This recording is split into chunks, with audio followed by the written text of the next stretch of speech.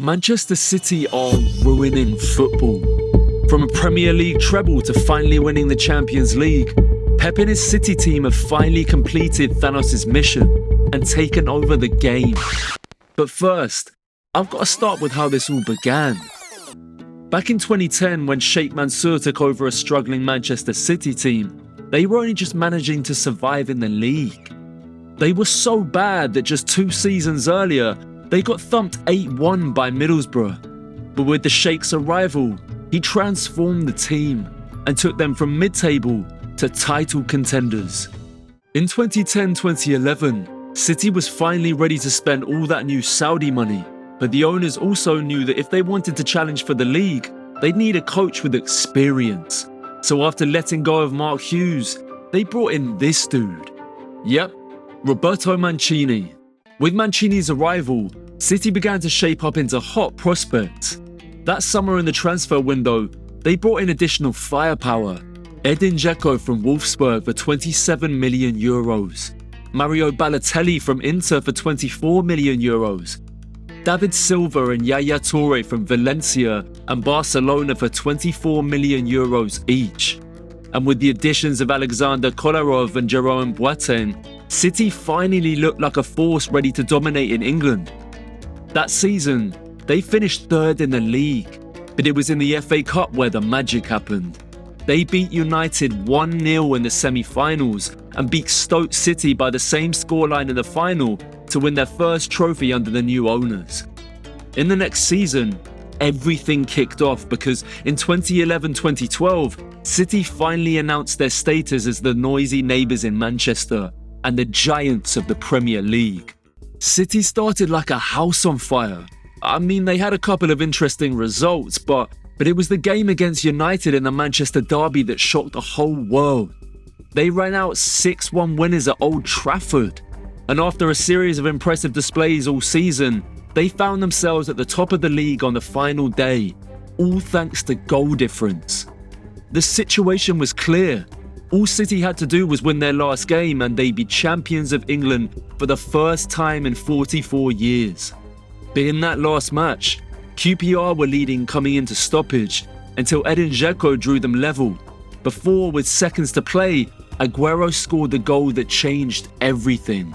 City had finally done it, captured England under the new owners. The next goal was to conquer Europe, but this was going to be tougher than they all expected. City made their Champions League debut in 2011-2012, but got knocked out in the group stages. And in the seasons that followed, they found it hard to make progress in the competition.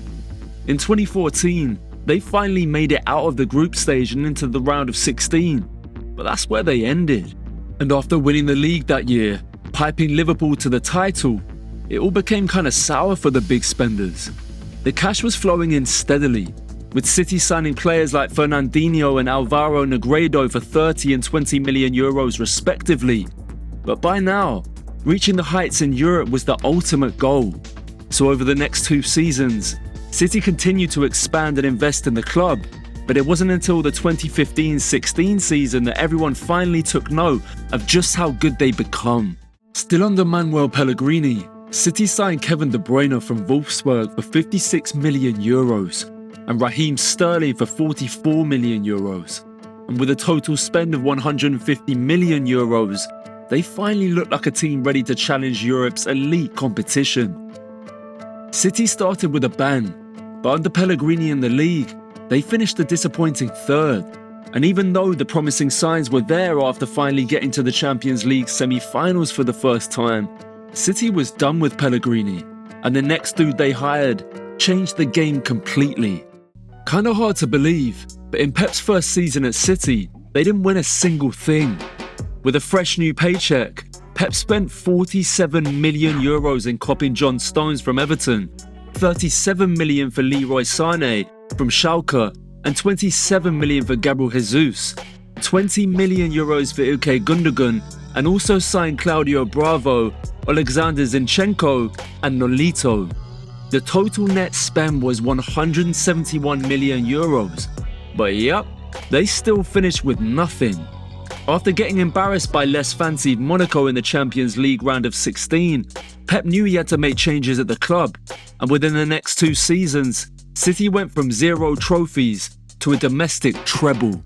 In 2017-18, City and Pep were determined to make up for lost time in the league, so they swept the entire competition away, literally.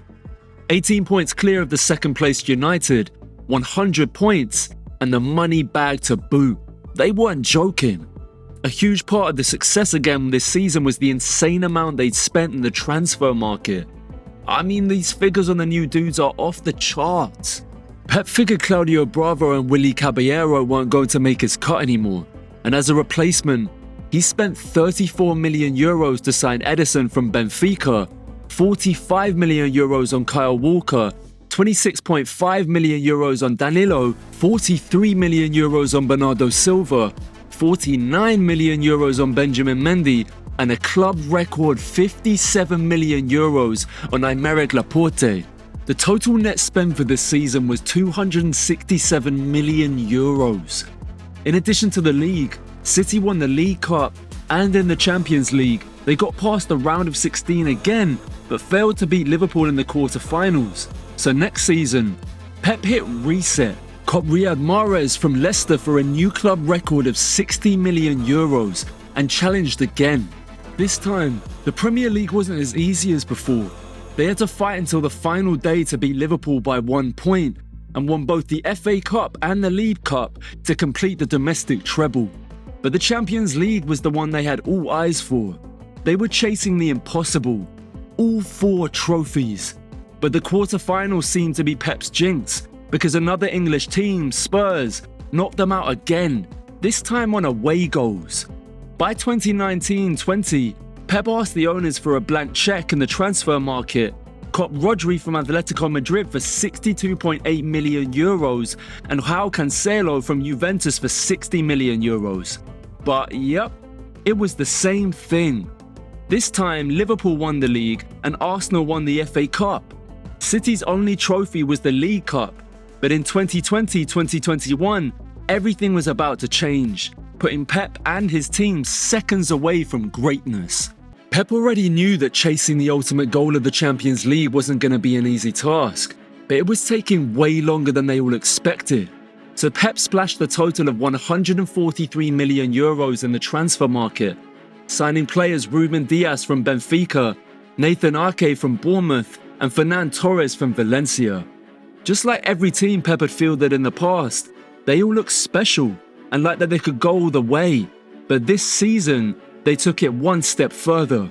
In the Premier League, they kept on smashing everything in their path, breaking the record for the most consecutive wins by an English team in all competitions, the most consecutive away wins in a single league season with 12, and a record run of 23 away matches unbeaten by an English team in all competitions. They won the League Cup again, but in the Champions League, the Holy Grail, City came face to face with destiny. After making it past the group stage, City easily saw off Borussia Mönchengladbach in the round of 16 with a 4-0 aggregate win, but it was in the quarter-finals where the real task began. They got drawn against the Borussia Dortmund team with Erling Haaland on fire, Jude Bellingham tearing up the midfield in Germany, and Marcus Royce, who seemed to be back in his best form. City won the nervy first leg 2-1, and in the second leg, despite going a goal behind thanks to Bellingham's early strike, Riyad Mahrez and Phil Foden helped them rally around to win the tie 4-2 on aggregate and advance to the semis. Now if Dortmund was hard, the next team was about to kick the difficulty up a notch. PSG. See, the PSG team was out for revenge, because a year earlier they lost in the final against Bayern Munich. But in the first leg away in Paris, Riyad Mahrez and Kevin De Bruyne had cancelled out Marquinhos' goal to give City a 2-1 lead. In the second leg, City dominated the game, and a brace from Riyad Mahrez helped them seal the tie and reach the final for the first time in their history. It was a truly remarkable achievement, and with all the money they'd spent, some felt it was long overdue. But in the final match against Chelsea and Porto, even though City tried everything, Kai Havertz's early strike was enough to hand Chelsea the win and leave City devastated.